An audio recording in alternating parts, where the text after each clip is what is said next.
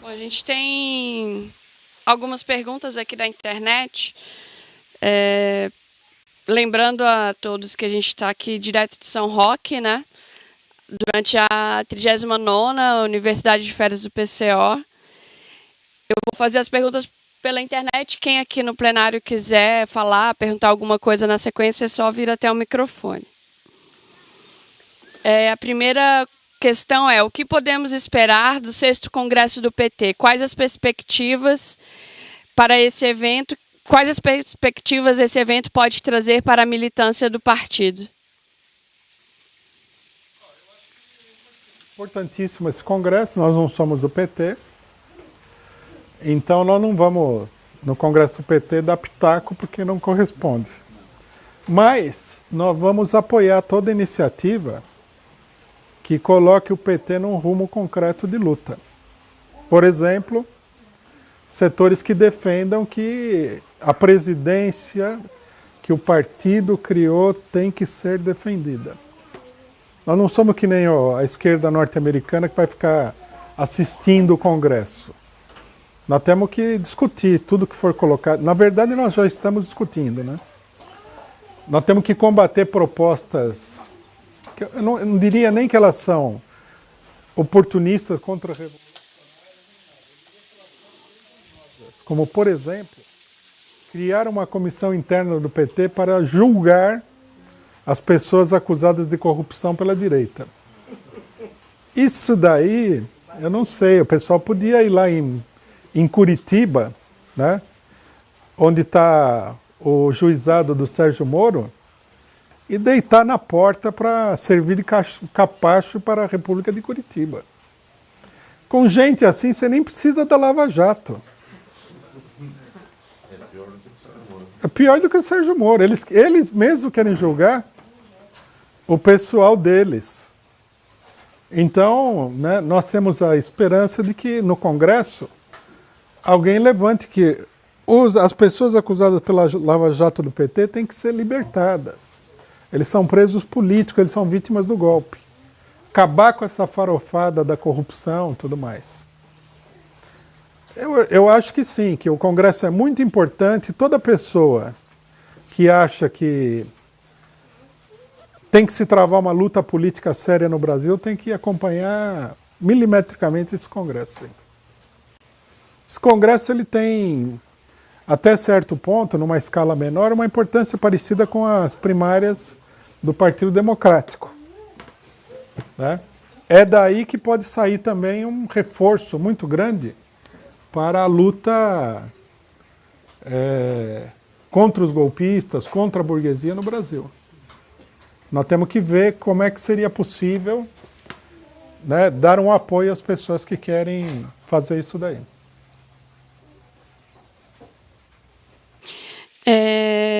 Sobre a questão do PT na Câmara e no Senado. Por 45 votos a 30, o PT votou a possibilidade de compor chapa com golpistas para as mesas do Senado e da Câmara. Lindbergh criticou mais parte do PT defende que essa seria uma forma de ter voz no Congresso. Aí pede para que você comente.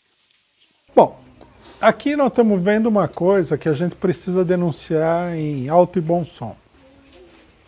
Que os militantes do PT teriam que entender bem. E que, inclusive, foi objeto de debate até no último congresso da CNTE. Esse debate aflorou porque nós colocamos o debate, que é a presença perniciosa do PCdoB. Né? Muita gente que não conhece a história do movimento operário brasileiro, da esquerda brasileira, acha que o PCdoB ou é um partido igual ao PT ou seria até mais esquerdista. Lê do engano. Ninguém conhece a história desse partido. PCdoB, quando o PT se formou, quando os militantes jovens, combativos e tal, estavam lutando contra os políticos safados da burguesia, e nós estávamos lutando nos sindicatos, contra aqueles pelegos que eram da época da ditadura, que denunciavam os operários dentro do sindicato, tudo, né? Que nem o presidente do Sindicato Metalúrgico de São Paulo, Joaquim dos Santos Andrade, que era informante pago do DOPS, da polícia política do regime, quando nós estávamos combatendo tudo isso, o PCdoB estava defendendo tudo isso daí. Vou citar um caso que é interessante de saber, né, que muita gente não sabe. Em 1985, teve a eleição do Sindicato Metalúrgico de São Paulo, maior sindicato operário do Brasil. O Sindicato Metalúrgico de São Paulo, nos seus bons tempos, né, chegou a ter 520 mil trabalhadores metalúrgicos na base. Uma coisa gigantesca. Hoje deve ter diminuído muito e deve estar com seus 300 mil trabalhadores na base. O de São Paulo, não do ABC, não vamos confundir. Bom, aí formou-se a chapa de oposição contra a chapa do Pelego, que tinha sempre sido um agente da ditadura militar, que tinha entregado operários para a polícia política, que tinha feito de tudo. Tinha fraudado já a eleição, a oposição já tinha ganho a eleição uma vez. O ministro do Trabalho da ditadura foi até o sindicato e deu posse para o Pelego, apesar da eleição ter sido impugnada e assim por diante, né? Bom, a eleição foi uma guerra. Saiu troca de paulada, tiro, facada em tudo quanto foi fábrica da cidade de São Paulo. Até que culminou numa batalha gigantesca na Rua do Carmo, em frente ao sindicato. Os apoiadores da CUT se encontraram com os apoiadores do Pelego, a maioria deles PCdoB. E saiu uma guerra lá, onde se enfrentaram aí aproximadamente umas 1000 pessoas. A rua toda ficou tomada e o pessoal se pegou de pancada, mas não era uma briga qualquer. Eles se pegaram de paulada, de facada e tal. Acho que só não deram tiro para não chamar a atenção da polícia, né? E o PCdoB, logicamente, ele foi totalmente esmagado pela oposição cutista. Depois eles mostraram no jornal, né? Eles que eram todo capanga do Pelego, eles mostraram lá 25 caras, tudo com o braço quebrado, cabeça enfaixada, para mostrar a violência da oposição. Mas, na verdade, a violência vinha deles e do Pelego, né? Eu até lembro, né? Isso é uma coisa engraçada, eu estava trabalhando na prefeitura de Osasco, nessa época. E como eu era militante do PT, eu estava lá meio que clandestino, né? Não tinha falado para ninguém que era do PT, senão eu ia ser demitido. Eu trabalhava no departamento de imprensa. Aí, no dia seguinte da batalha da Rua do Carmo, veio um militante do PCdoB falar com o rapaz que trabalhava lá comigo, né? Ele falou: nossa, nós levamos um cacete lá, rapaz. O pessoal da CUT trouxe uns negão, assim, uns capoeiristas lá. Daí eu, ali na máquina, naquela época era máquina de escrever, né? Ouvindo a conversa do cidadão, né? Mas por aí vocês podem ver qual que era a relação do movimento operário independente, combativo da esquerda com o PCdoB, né? Então, o PCdoB, ele se mostrou agora de novo na sua verdadeira feição. Depois, muitos anos depois, eles entraram na CUT, essa coisa toda, numa tentativa de limpar a ficha deles. O PSTU ajudou muito a limpar a ficha do PCdoB, né? Muito, muito. Como eles estão tentando agora, mas essa ficha vai ser difícil de limpar. Limpar a ficha da força sindical, que é mais suja do que qualquer sujeira que a gente já viu no mundo até hoje, né? Eles entraram no PT e tudo mais, mas vejam só, quem primeiro levantou a política de eleições diretas, ou seja, abandone a Dilma à sua própria sorte, foram eles. Quem primeiro, eles foram lá, na eleição passada da Câmara, a gente já tinha mostrado isso daí, que o PCdoB tinha feito uma manobra para eleger o Rodrigo Maia, enquanto o PT tentou uma candidatura alternativa. Burguesa, lógico, né? A gente não apoiava isso, mas mostrava a diferença da política de um e outro. E agora eles fecharam questão no apoio ao Maia e levaram o PT para atrair o PT a apoiar o Maia. Porque eles sabem que tem uma ala dentro do PT que é muito direitista e que fica assim, não consegue resistir à ideia de ter um lugar na mesa da Câmara. Aí o pessoal tem uma oposição, né, mostra que o PT está dividido, e bem dividido, e finalmente adotou-se uma solução centrista, né, que o partido deixou em aberto para cada um votar como quiser. Quer dizer, não dá para unificar a bancada, porque se você chamar a votar no Maia, uma parte vai votar contra e vai fazer escândalo. Se chamar o voto nulo, outra parte vai votar no Maia, não vai conseguir unificar o partido, né? Eu acho que essa política de deixar em aberto, de não apresentar candidato e tudo, é uma capitulação vergonhosa e horrível. Agora, nós temos que prestar atenção nas relações políticas, né? Nós temos que entender o seguinte: o PT não são os deputados que estão não são só os deputados que estão no Congresso. A maioria desses deputados aí, não todos, mas uma boa parte, eles são produto da dominação do aparato do partido por uma pequena burguesia carreirista. A base do PT ficou muito conformada de apoiar qualquer tipo de vagabundo aí para deputado e tal, eles foram se consolidando. Uma coisa que o PT deveria discutir é o critério para a eleição dos seus candidatos. Nós, quando estávamos no PT, nós defendíamos que todos os candidatos fossem representantes reais da luta popular. Então você tem, por exemplo, mobilizações de sem terra, de trabalhadores, bom, escolhe o candidato aí. Esse candidato vai ser necessariamente honesto? Não. Mas ele está sob a pressão do movimento que ele dirige. Agora, esses deputados aí, você pode fazer o que você quiser. Eles não têm base social, a maioria.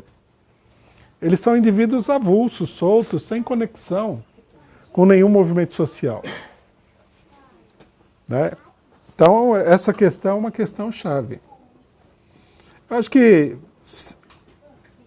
a política no Congresso, ela segue a política das eleições diretas. É o abandono total da luta contra o golpe. É perfeitamente lógico o que está acontecendo. E a esquerda, que se opôs a participar da eleição, também não sabe o que quer. Também não tem política, né? Lindbergh e outros. Porque eles também estão na política de eleição direta. Então, eles são incoerentes, enquanto que os que defendem entrar na mesa da Câmara é que são coerentes com a política geral.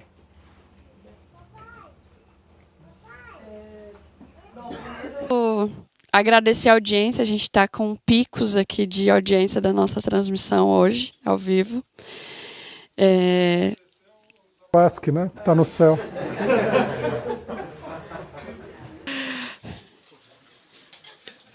Pedir para todo mundo se inscrever aí no canal mais uma vez para aumentar, para você poder receber a nossa análise ao vivo na hora que a gente começar aqui, receber as notificações, etc. Bom, eu vou fazer mais uma pergunta e vou abrir aqui para o Antônio Carlos fazer uma questão. E depois, se tiver mais alguém, é só levantar o braço. A gente está com o horário meio limitado, então eu vou pedir para serem breves e tudo. Eu vou fazer a questão da internet e depois eu abro para novas intervenções. Pedem para que o Rui comente a estranha relação do Teori com o dono do Hotel Emiliano, Filgueiras, um mafioso paraguaio, segundo a pessoa que comenta. Na Lava Jato, o hotel aparece em depoimentos como local para conversas e repasse de propinas. Isso daí, mas não há dúvida que todo o negócio é suspeito, né? A imprensa... Uma coisa muito suspeita é a seguinte, né? Num primeiro momento não queriam revelar quem que eram as outras pessoas que estavam no avião. Já chama atenção isso daí, né? Depois aparece que a moça é uma massagista. Não vamos emitir aqui nenhum tipo de comentário, mas que a coisa é feia, né? Dá uma ideia com essa... Eu não tinha visto esses detalhes aí, de que o hotel era ponto de encontro aí da bandidagem política e tudo mais. Mas eu acho que isso desmascara totalmente a auréola de santo que querem colocar no Teori Zavascki, né? Uma coisa que a gente precisa dizer é o seguinte, com toda essa discussão, essa polêmica, essa gritaria sobre a corrupção,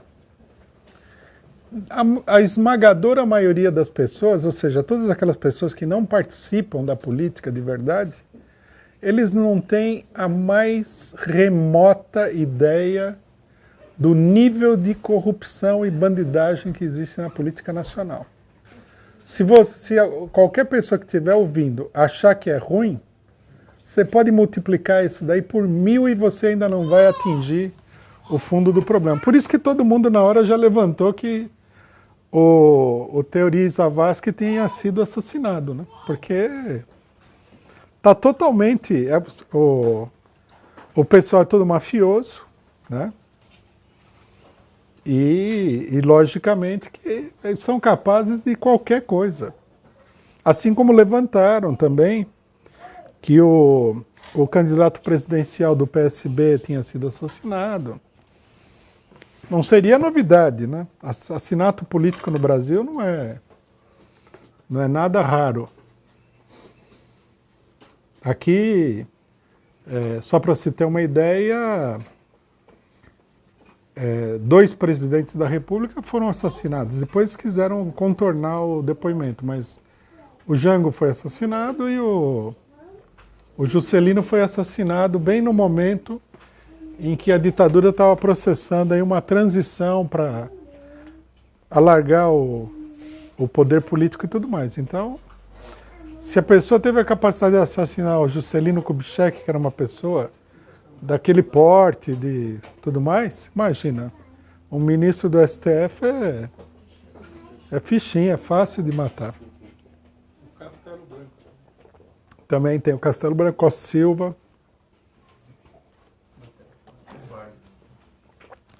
O Vargas foi forçado a se matar, né? Quer dizer, tem muita morte na história política do país. Não, 2 questões. Primeiro, que você destacou o problema da necessidade de uma intervenção independente da esquerda, do movimento operário. Eu queria falar um pouquinho de coisas importantes que estão acontecendo nesse sentido, né? Nós mesmos, o movimento de luta os comitês de luta contra o golpe, junto com companheiros que lutam pela anulação do impeachment, promovemos o ato no dia 10 passado na PUESP com mais de 200 pessoas, e isso aí está tendo uma repercussão muito grande, né? Nessa semana, por exemplo, no próximo dia 25 vai acontecer uma atividade semelhante no Sindicato dos Bancários do Rio de Janeiro, né? E estão se constituindo comitês em várias cidades. Hoje mesmo aqui nós vamos realizar reuniões, então vamos estar discutindo com os companheiros a ampliação dessa campanha. Começou-se uma discussão no interior desse movimento, eu acho que é uma coisa importante, de organizar uma intervenção independente no 8 de março, né, porque é absurdo que a esquerda e o movimento de luta das mulheres não se levantem em defesa do mandato da primeira mulher eleita à presidência da República no país, né, e que é meio sentido que a esquerda vá para a rua para lembrar o 8 de março, comemorar, sem colocar o problema da defesa do mandato da presidente Dilma, não só pelas mulheres, mas por todos os movimentos de esquerda. Há atividades internacionais, né? Na próxima semana, o companheiro vai acontecer na Holanda, com a participação, inclusive, do companheiro Rui, da companheira Edva, do movimento da Lula Impeachment, um ato internacional do encontro de grupos de vários países que estão se organizando, de brasileiros que lutam contra o golpe, né, que expressa uma tendência no PT. Há uma discussão, a gente sabe, nesse momento, de vários companheiros que estão procurando justamente escrever uma tese, e até chapas em alguns diretórios, a gente ficou sabendo, né, defendendo, tendo como eixo a luta pela anulação e pela volta da ex-presidente da República. Então, acho que são são sintomas bastante positivos, né? A gente aproveita para chamar as pessoas que acompanham a análise a se integrarem com a gente naquilo que nós estamos procurando impulsionar desse ponto de vista. E segundo, eu queria falar, teve um episódio importante na última semana, que foi o Congresso Nacional dos Trabalhadores da Educação, que eu acho que é importante por expressar essas tendências que o companheiro Rui analisou. Esse congresso é o maior congresso sindical do país, né? É a maior confederação de trabalhadores da educação, 3,5 milhões de trabalhadores, né? E só entre os filiados da confederação tem 1,5 milhão de pessoas. É o maior índice, inclusive, de sindicalização no país, né? Entre determinadas categorias. E nesse congresso se expressou esse problema da falta de política da direita, né? Nós vimos da esquerda, lógico. Por um lado, o setor majoritário, que embora fosse composto pelo pessoal dos companheiros do PT, eles foram diretamente arrastados por essa política do PCdoB, né? E é tal absurdo que, por exemplo, na hora que eles fundiram as teses do PT, do PCdoB, com o trabalho, com todos os setores, eles faziam isso que o companheiro Rui destacou, que era chorar a derrota da Hillary, né? A colocação era simplesmente contra o Trump. Inclusive, denunciavam o Trump, era uma denúncia bem pró-imperialista, né? Assim, do Partido Democrata, que era denunciar o Trump por se vincular ao Putin da Rússia, né? Parecia uma tese do FBI, né? Dos setores do FBI que denunciaram para tentar favorecer a candidatura da Hillary. E na situação nacional, eles colocavam claramente a necessidade de uma frente com os setores da burguesia. Já num certo sentido, preparando a política, e a gente denunciou isso, eles meio que se calaram concordando, que é buscar uma aliança com setores golpistas, como o Ciro Gomes, né, o próprio Steinbrück da Fiesp, né, que eles estão preparando, eles estão arrastando, é muito claro que eles estão arrastando setores do PT, e eu acho que aí é a confusão, que eu acho que é uma coisa importante, por exemplo, embora o ato, inclusive o pessoal denunciou, setores da esquerda pequeno-burguesa, de que o Congresso tinha sido transformado num palco para fazer campanha do Lula. O Lula lá esteve, o que foi uma coisa muito positiva, porque houve uma solidariedade do encontro contra o Lula no momento que ele está ameaçado de prisão e tudo mais. Mas aí procuraram atacar o PT porque ele estaria fazendo campanha para o Lula. Mas a verdadeira campanha do Congresso, dessa ala, era uma campanha para fingir que está fazendo campanha pelas diretas, mas preparar a política de aliança mais ampla com setores da direita golpista. Eu acho que isso aí é importante. E, por outro lado, um setor, embora minoritário, mas acho que é importante no Congresso, porque ajuda, que é o setor que é liderado pelo PSTU. Agora não dá para falar tanto do PSTU, que o PSTU já é uma partícula, né? Mas, digamos assim, todos os estilhaços do PSTU, que são os pedaços que racharam do PSTU nos últimos anos, e até alguns grupos que não são rachas propriamente do PSTU, mas não desgrudam são carrapatos do PSTU, como o POR, por exemplo. Montaram um bloco no Congresso e todo o problema era dizer que não tinha golpe, né? Que uma coisa que você colocou, que o problema era lutar contra os ajustes. A mesma política que eles adotavam no governo Dilma. Eles se opuseram a colocar o problema de que havia golpe no país, né? Então, eu acho que a direita ela vai, ou para a esquerda, puxada por essa política do PCdoB, ela vai para uma aliança clara com setores golpistas e para uma capitulação, apoiar o Rodrigo Maia, se tiver eleição, até um Ciro Gomes, etc., qualquer outra coisa. E, por outro lado, para uma política... o PSTU no Congresso se manifestou de uma maneira prática apoiando o Moro, né, e a prisão do Lula, que foi virar as costas para o Lula na hora que ele estava falando. Foram expulsos do Congresso, por isso foram chotados do Congresso pela maioria dos delegados, uma coisa devidamente correta, né? Mas mostra a política direitinho. Eles lá falavam que o problema é que a Dilma caiu é pela corrupção, que eles repetiam as teses do Moro, né? Como você citou aí, gente do PT, que dentro do próprio PT também tem gente fazendo isso daí, né? Querendo comissão de ética. Agora, por outro lado, só para finalizar, eu acho que também aí se expressou o problema de que há uma tendência a se mobilizar, né? Por exemplo, o Congresso aprovou resoluções que indicam o problema do golpe, né? Apesar dessa confusão política, aprovou o problema da necessidade de chamar a greve geral e de lutar contra as medidas de uma maneira unificada, uma greve nacional da educação, mas também uma greve geral.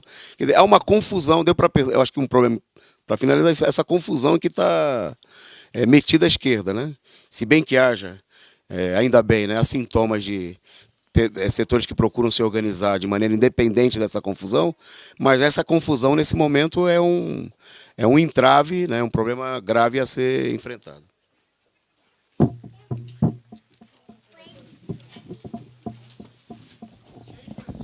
Nessa questão, tem várias questões importantes no Congresso, mas o que é mais impressionante é como a esquerda ela faz um esforço para passar um atestado de idoneidade ao conjunto da burguesia que derrubou o governo do PT.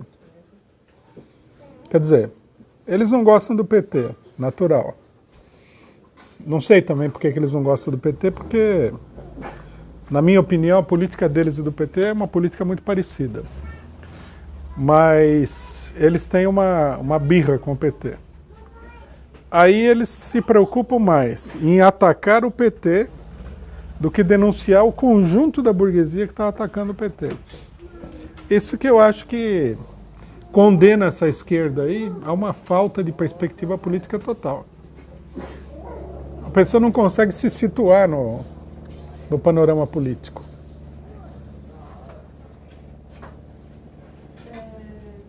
Bom, tem uma pergunta sobre como você definiria o PCB nos dias atuais, já que ele passou por capitulações históricas e dissidências.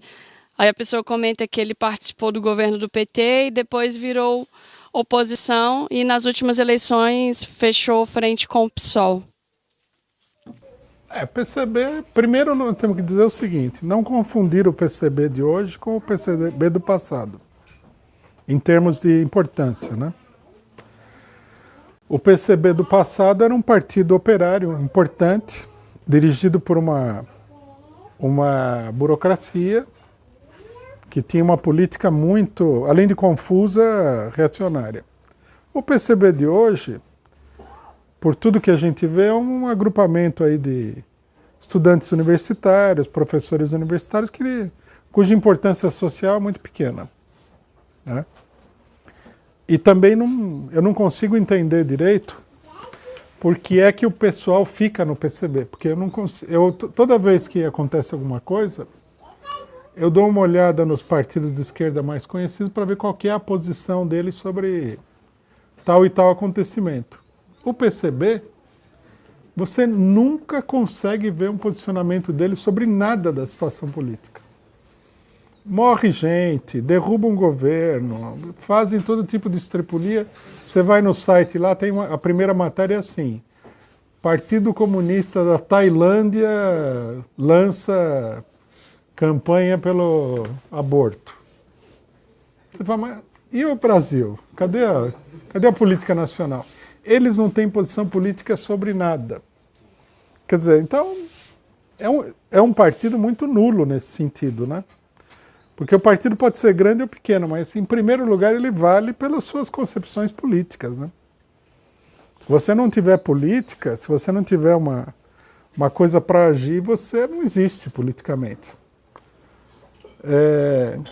Quer dizer, eu não vejo nada nesse partido, né? É difícil até de entender o caso PCB. Me dá a impressão de que acaba sendo uma espécie de marca para esse condomínio da esquerda pequeno-burguesa, né? A esquerda pequeno-burguesa ela tem uma característica. Cada um monta o seu negócio. E todos são negócios insignificantes. Cada um tem uma ideia mais extravagante do que o outro sobre o que está acontecendo no mundo, no universo, a história, etc. e tal. Mas no final das contas, eles todos se juntam para ver se eles conseguem ter um mínimo de força para eleger alguém nas eleições. Então, o PCB, nesse sentido, me parece ser um partido que é uma marca, uma grife. Como muitos outros que estão aí dentro do PSOL, ou fazendo frente com o PSOL e tal. O único partido que tem uma política, apesar de ser uma política muito zigue-zagueante também, é o PSTU. E por esse fato, o PSTU está afundando, naufragando. E o naufrágio do PSTU ele tem um efeito psicológico poderoso. Os outros são muito cautelosos em falar alguma coisa sobre a situação política, porque percebem o perigo da coisa, né? Se for muito para o lado do PSTU, corre o risco de bater num iceberg e afundar, né? O PSTU é meio que um espantalho, assim, um sinal de advertência. Cuidado que você pode afundar com certa facilidade. E eu acho que o PCB ele está no extremo oposto, né? No meio tem os grupos do PSOL, tudo, que o PSOL é assim, a posição original deles era de achar que o governo PT era corrupto, apoia a Lava Jato, etc. e tal. Mas a hora que a burguesia foi derrubar o PT, eles perceberam o perigo de ficar contra, né? E aparecer como um partido muito direitista, então eles decidiram votar contra o impeachment. E aí hoje tem uma série de grupos que nem votaram contra o impeachment, nem foram nunca contra o impeachment, como é o caso do Racha do PSTU, que acusa o PT de não lutar contra o impeachment, sendo que ele estava a favor do impeachment o tempo todo, até que o impeachment aconteceu. Então, quer dizer, tem o PCB que é mais aperfeiçoado, porque tem muito macaco velho lá no meio, né? E eles seguem aquele ditado, macaco velho não põe a mão em cumbuca. Então, falar é prata, calar é ouro, né? Então o PCB eu concordo que eu penso que é o partido político mais calado do país. Por falar em PSTU, o pessoal pede para comentar os atos contra o presidente Trump, promovidos pelo PSTU, e também os movimentos anti-Trump nos Estados Unidos, onde houve um enfrentamento com a polícia, etc. E aí eu aproveito para pedir um esclarecimento, que depois que você falou do Trump, teve uma discussão aqui no chat do vídeo sobre se o PCO, a possibilidade ou a aparência de o PCO estar defendendo o Trump contra Hillary, por conta da nossa posição com relação a Hillary. Bom, não, mas eu acho que isso daí, apesar de ser um pouco absurdo, merece uma explicação precisa. Bom, o PSTU fazer o ato contra o Trump é normal, porque o PSTU, mais até do que o PSDB, o Estado de São Paulo e tal, foi o defensor da política da Hillary Clinton internacional, né? Como é que se diz? A imprensa agiu com cuidado quando teve o golpe no Egito. O PSTU não. O PSTU saiu assim, entusiasticamente defendeu o golpe no Egito. E assim vários outros acontecimentos. Na Ucrânia, por exemplo, a imprensa, porque a imprensa é uma no cravo, outra na ferradura, né? Porque tem leitores, precisa enganar o pessoal. Então, mostrava os fascistas, mas ao mesmo tempo falava não sei o quê. Então eles vão com essa toada, né? Nem tanto ao céu, nem tanto ao mar. Mas o PSTU não. O PSTU, eu diria que é o partido da Hillary no Brasil, no que diz respeito à política internacional. Então, é natural que eles sejam contra o Trump. O movimento anti-Trump, isso daí nós devemos caracterizar corretamente, é o seguinte: é uma tentativa de promover a derrubada do cidadão e colocar, né, a Hillary Clinton no governo. É a tentativa de dar um golpe nas eleições, é um golpe de Estado, como aconteceu no Brasil. O problema do Trump e da Hillary Clinton, que eu acho, é que o pessoal não analisa a coisa do ponto de vista político, mas de um ponto de vista moral. Então o Trump tem o discurso fascista, né? E a Hillary Clinton tem um discurso que, com muito boa vontade, a gente poderia considerar que ele é democrático. Seriam os dois polos opostos da situação. Esse é um dado. Mas é um dado insignificante, na realidade. Porque a Hillary Clinton é a política mais agressiva do imperialismo em escala mundial, é ela que representa. Todo mundo sabe nos Estados Unidos que todos os tubarões das finanças são a favor dela, né? Essa semana mesmo eu vi uma matéria do Soros falando que o governo do Trump é inviável. Wall Street, é todo pró-Hillary. Então tem que levar em consideração também, em primeiro lugar, as coordenadas de classe. Que o Trump fala A, B e C, mas ele não representa o setor mais poderoso da burguesia norte-americana.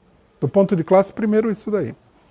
Segundo, né, e isso daqui é muito importante, um governo Hillary Clinton unificaria o imperialismo. Criaria um centro de comando importante. Permitiria levar adiante os planos do imperialismo em relação à Rússia, Síria, o Oriente Médio, África, América Latina, etc. e tal. O governo Trump não consegue o mesmo efeito. Então, nesse sentido, o governo Trump é um governo que enfraquece o imperialismo e ele em si é um governo muito fraco. Então nós não podemos fazer uma política religiosa. Para nós, o significado da vitória do Trump é que abriu-se uma crise muito grande dentro do comando do Estado norte-americano, que é o Estado maior do imperialismo mundial. É simplesmente isso. Nós não temos nada a ver com o Trump, logicamente, não apoiamos o Trump, não temos nenhuma simpatia por ele, nem nada. Agora, se a gente saísse por aí a defender a Hillary Clinton, a gente teria perdido completamente a cabeça. É o que faltava, né? O golpe no Brasil foi articulado por esse aparato que apoia a Hillary Clinton.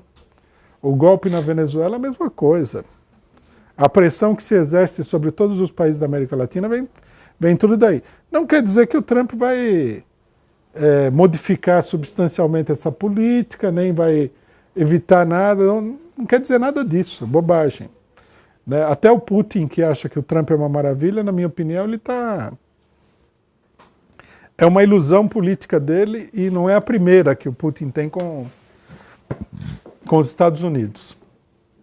Agora, nesse momento, a derrota do imperialismo favorece a luta da classe operária e dos setores democráticos no Brasil. O que a gente pode dizer?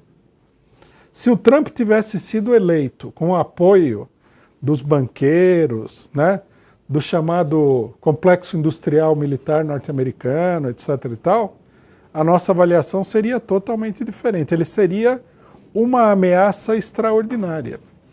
Mas a política dele não está de acordo, ela não se harmoniza com a política do aparato central. Ela está em contradição, e essa contradição é uma crise. E a crise nos favorece. Nós, logicamente, não vamos apoiar o Trump, vamos denunciar tudo que ele fizer e tal, mas né, é aquele negócio, né? Quando dois bandidos brigam, né, as vítimas fazem festa, né? Eu tenho da internet uma última pergunta, que é se o Ciro Gomes teria coragem para anular a entrega do pré-sal. Uma coisa que a gente tem que ver é o seguinte: Ciro Gomes era funcionário Steinbrück. Até pouquíssimo tempo atrás. Tem que ver. Ciro Gomes, a carreira política dele nasceu no PSDB. Ele foi governador de Fortaleza. A política dele nunca foi uma política progressista. Então, o que nós temos que entender é o seguinte: numa grande medida, essas coisas que ele fala, isso aí em grande medida é bravata, é demagogia. Não dá para acreditar porque um político profissional está fazendo um discurso. Eu vou fazer isso, vou fazer aquilo. Quem que acredita nesse tipo de coisa? É a coisa mais besta que pode existir, é acreditar em discurso de político. Agora, o problema do Ciro Gomes é o seguinte, né? O Ciro Gomes, ele é uma pessoa que está dentro do sistema político brasileiro. Isso é uma coisa que muita gente não entende. Enquanto que o PT, ele, numa grande medida, ele fez um acordo, mas estava fora. Precisa conhecer a história do PT. Muita coisa que o PT fez, a burguesia não queria de jeito nenhum que eles fizessem. Fizeram um acordo. Logicamente que a burguesia acha que o PT não é um partido incendiário, que vai tomar o poder e tocar fogo no país. Por isso aceitou o governo do PT. Eles tinham o PT na conta de um partido reformista, etc. e tal. Mas, de qualquer maneira, o PT é um elemento estranho ao regime. Não é porque a pessoa... Isso aqui é uma coisa que a esquerda propaga e é uma confusão política. Não é porque uma pessoa está disposta a fazer um acordo, a se submeter a determinadas condições, que ela faz parte do regime. Nós temos que entender o seguinte, o regime político burguês, ele é como se fosse um clube da alta sociedade.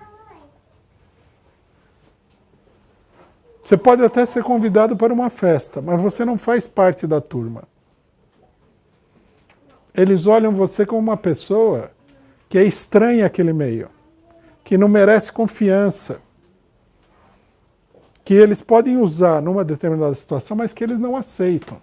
Você não vai visitar a casa do cidadão, entendeu? Você não vai conviver com ele. Você vai ser convidado para algumas coisas e ele vai te dar aí uma possibilidade, sei lá, de administrar o clube, alguma coisa assim. Mas você é um funcionário, você não faz parte. Esse é um problema que é chave. Basta ver como a burguesia trata o Lula para ver que, apesar de toda a política de conciliação dele, ele não foi aceito aí nesse clube seleto. Esse é o problema. E toda a política nacional e mundial é assim. Você precisa de muito esforço e muita conexão para participar aí. E normalmente você não consegue. Em última instância, o político burguês ele tem que ser uma espécie de capacho. Ele tem que seguir as ordens dos capitalistas, tudo ao pé da letra. Ele não pode fazer nada que os capitalistas não gostem. O governo Lula não foi exatamente assim. Ele foi diferente. Tem que notar essas diferenças para entender o conflito, né? Depois a burguesia não gosta do PT também por causa da CUT. Partido ligado à CUT. Por mais que a CUT esteja aí paralisada, a burguesia vê a CUT como uma ameaça. O sonho da burguesia, que volta e meia eles revelam, é destruir a CUT. O partido chega ao poder, tem uma onda muito grande de trabalhadores, os trabalhadores vão influir no governo. Você pensa que o Lula, se tiver muita greve, muita agitação no meio operário, ele não vai fazer concessões? Ele vai fazer concessões. Ele tem que fazer certas concessões para sobreviver. E a burguesia não vai gostar disso daí. Então, quer dizer, é preciso ver o problema dessa maneira, né? O Ciro Gomes não. Ele faz parte do clube. O Ciro Gomes ele foi afilhado aí, ele foi apadrinhado pelo Tasso Gereissati, um dos maiores, mais importantes empresários de todo o Nordeste. Tasso Gereissati era o representante da Coca-Cola do Nordeste. Quer dizer, pessoa, do ponto de vista da burguesia, altamente idônea, né?